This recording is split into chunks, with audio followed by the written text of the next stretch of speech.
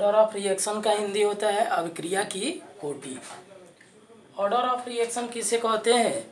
तो rate equation में जो कंसंट्रेशन टर्म्स होते हैं उसके पावर के सम को ऑर्डर ऑफ रिएक्शन कहा जाता है। उसको हिंदी में हम लोग बोलते हैं वेग समीकरण में सम्मिलित या प्रयुक्त सांद्रता पदों के घातों के योग को अभिक्रिया का कोटि कहा जाता है। हम लोग एक हाइपोथेटिकल एग्जांपल ले रहे हैं। ए प्लस बी से प्रोडक्ट बन रहा है। इसका rate equation R is equal to K concentration of A का पावर m और b का पावर n आएगा। हम लोग पहले रेट इक्वेशन में या रेट लॉ के अंदर यह देख चुके हैं कि स्मॉल n जो होता है वह एक्सपेरिमेंटली ऑब्जर्व्ड वैल्यू है। वह स्मॉल a स्मॉल b के बराबर हो भी सकता या नहीं भी हो सकता। वह बराबर केवल तभी होगा जब वह एलिमेंट्री रिएक्शंस होता हो या simple reactions. But complex reactions में ए पावर कभी भी ए बी के बराबर नहीं होते। तो m क्या होगा यहाँ order with respect to A और n क्या होगा order with respect to B. Overall order of reaction जो है दोनों पावर का सम होगा m प्लस n के बराबर आएगा। अब एक कंसेप्ट की बात क्या है कि ऑर्डर ऑफ रिएक्शन जो होता है वह एलिमेंट्री के साथ साथ कॉम्प्लेक्स रिएक्शन के लिए भी डिफाइन होता है। बट मोलिकुलरिटी केवल एलिमेंट्री रिएक्शन के लिए डिफाइन होती थी, वह कॉम्प्लेक्स रिएक्शन के लिए डिफाइन नहीं होती थी। अब अदर कॉन्सेप्ट की बात क्या है कि कॉम्प्लेक्स रिएक्शन का जो सबसे स्लोएस्ट स्टेप होता है उसको हम लोग RDS कहते हैं, that means rate determining step, और वह रेट इक्वेशन को लिखने में हेल्प करता है, रेट इक्वेशन को डिसाइड करने में मदद करता है। अगर रेट इक्वेशन के अंदर कोई इंटरमीडिएट टर्म अगर इन्वॉल्व कर रहा है तो उसको हम लोग को हटा देना होगा, एलिमिनेट करना होगा। वो हम लोग कैसे एलिमिनेट करते हैं वो हम मैकेनिज्म के थ्रू से आगे दिखाने वाले हैं।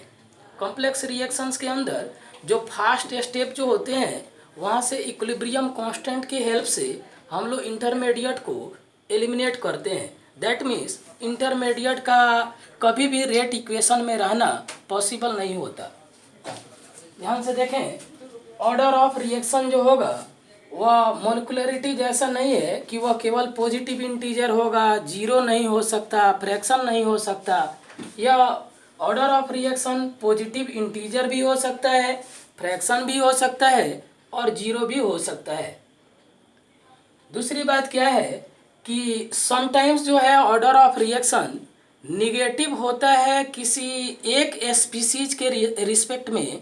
दैट मीन्स वह रिएक्टेंट हो सकता या प्रोडक्ट हो सकता, वह ओवरऑल रिएक्शन के निगेटिव होने की बात नहीं होती। दूसरा चीज़ क्या है कि एलिमेंट्री रिएक्शंस के लिए मोलिकुलरिटी और ऑर्डर ऑफ रिएक्शन दोनों का मान सेम आता है।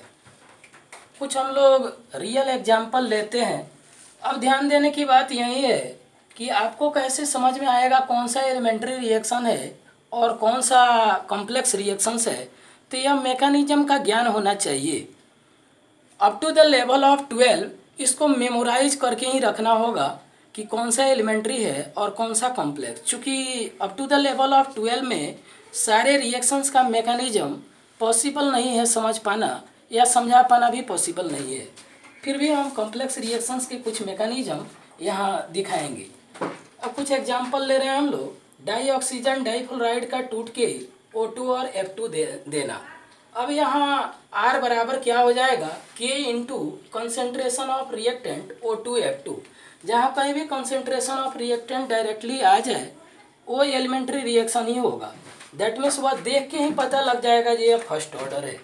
उसी तरह PCl5 का टूट के PCl3Cl2 देना, यह भी फर्स्ट ऑर्डर है। अमोनियम नाइट्राइट NH4NO2 का डिकम्पोज होके N2 और H2O में जाना, यह भी फर्स्ट ऑर्डर रिएक्शन है। सल्फ्यूराइल क्लोराइड SO2Cl2 का डिकम्पोज होके SO2Cl2 देना, यह भी फर्स्ट ऑर्डर का एग्जाम्पल है। एक अदर एग्जाम्पल साइक्लोप्रोपेन का आइसोमराइजेशन होकर प्रोपीन मॉलिक्यूल का बनना, यह भी फर्स्ट ऑर्डर रिएक्शन है। स्टूडेंट्स, हम लोग कुछ कॉम्प्लेक्स रिएक्शंस का एग्जाम्पल देख रहे हैं। यहाँ N2O5 टूट के NO2 प्लस O2 दे रहा है। जिसको बैलेंस फॉर्म में N2O5 के पहले 2 लगा हुआ है, NO2 के पहले 4 लगा हुआ है और O2 के पहले 1 है। देखने से लगेगा कि इसका ऑर्डर ऑफ रिएक्शन 2 होना चाहिए, क्योंकि N2O5 के पहले जो मोल कोफिशिएंट या स्टोइकियोमेट्रिक कोफिशिएंट है वह 2 है, तो इसका पावर 2 लग रहा है कि आना चाहिए। बट यह सेकेंड ऑर्डर रिएक्शन नहीं है, यह फर्स्ट ऑर्डर रिएक्शन है, क्योंकि यह एलिमेंट्री रिएक्शन नहीं है, यह कॉम्प्लेक्स रिएक्शन है। अब मैकेनिज्म को यहाँ समझना होगा। थोड़ा एक और बात ध्यान से देखें। कुछ बुकों में या कुछ टीचर ऐसे लिखवा के उसको फर्स्ट ऑर्डर समझा लेते हैं स्टूडेंट्स को। वे ऐसे बता देंगे कि N2O5 टूट के 2NO2 प्लस हाफ O2 दे रहा है, इसका 1 मोल। तो समझा देंगे कि देखो यहाँ N2O5 के पहले मोल कोफिशिएंट 1 है, इसलिए यह फर्स्ट ऑर्डर रिएक्शन है। देखिए स्टोइकियोमेट्री बदलने वगैरह से कोई ऑर्डर ऑफ रिएक्शन को कोई लेना देना नहीं है, वह तो एक्सपेरिमेंटल रेट लॉ होता है जिसके आधार पर हम लोग ऑर्डर ऑफ रिएक्शन डिटरमिन करते हैं। तो ये नंबर जो लगा है उसको देखकर 1, या यहाँ जो नंबर लगा है 2, तो इसको देखकर सेकेंड ऑर्डर बोल देना, इसको देखकर फर्स्ट ऑर्डर बोल देना, ये सब बिल्कुल गलत बात है। मैकेनिज्म का सही ज्ञान होना चाहिए। ऐसे वो नहीं होता है कि किसी का नंबर आप देख लिए तो उसको आप ऑर्डर ऑफ रिएक्शन डिसाइड कर लें। ध्यान से देखें मैकेनिज्म कैसे होता है इसका, ये प्रॉपर मैकेनिज्म है। N2O5 जो है वह सबसे पहले स्लो स्टेप, जिसको RDS या रेट डिटरमाइनिंग स्टेप बोलते हैं, वे डिकम्पोज होके NO2 प्लस NO3 में जाता है। NO3 इंटरमीडिएट है जो अनस्टेबल होता है, और वह दूसरे स्टेप में N2O5 मोलकुल्स पर अटैक करता है, और यह फर्स्ट स्टेप होता है। इसके बाद NO2 और O2 रिलीज होते हैं। आपको मालूम है कि स्लोएस्ट स्टेप जो होता है वो RDS होता है, और RDS से ही रेट इक्वेशन बनता है।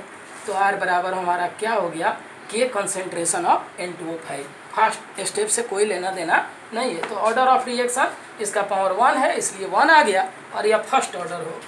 उसी तरह एक एग्जाम्पल, इम्पोर्टेंट एग्जाम्पल है H2O2 का टूट के H2O और O2 देना। इसको भी बहुत सारे लोग H2O2 को H2O प्लस हाफ O2 करके समझा देंगे कि देखो यहाँ 1 मोल है इसलिए फर्स्ट ऑर्डर, और 2 दिया रहेगा तब क्या करिएगा। यहाँ फर्स्ट ऑर्डर इसको देखकर फर्स्ट ऑर्डर या सेकेंड ऑर्डर देखने से नहीं होता, ये मैकेनिज्म मालूम होना चाहिए। H2O2 का फर्स्ट स्टेप में स्लो स्टेप में टूट के H2O प्लस नासेंट ऑक्सीजन का रिलीज करना, और फिर नासेंट ऑक्सीजन का H2O2 पर अटैक करके H2O और O2 देना, यह 2 स्टेप का मैकेनिज्म है। तो हम लोग फिर ऊपर वाले स्टेप जो स्लोएस्ट स्टेप है रेट इक्वेशन बनाएंगे, और उसके आधार पर H2O2 का पावर 1 आ रहा है, अतः order of reaction 1, that means first order हो जाएगा। नाउ नेक्स्ट एग्जाम्पल हम लोग देख रहे हैं 2NO2 प्लस F2 से रिएक्शन होके 2NO2F बन रहा है। देखने से लगेगा कि थर्ड ऑर्डर है, बट एक्चुअली यह सेकेंड ऑर्डर रिएक्शन है। अब मैकेनिज्म में हम लोग देखते हैं कि NO2 प्लस F2 कंबाइन करके NO2F प्लस F यहाँ रिलीज कर रहा है। F इज इंटरमीडिएट हियर, और NO2 पर F अटैक करेगा, फर्स्ट स्टेप में NO2F बनेगा, और यहाँ से रेट इक्वेशन हम लोग का R बराबर K concentration of NO2 into concentration of F2 आएगा। दोनों का पावर 1 और 1 को ऐड करेंगे 2 आएगा, दैट मीन्स ये सेकेंड ऑर्डर।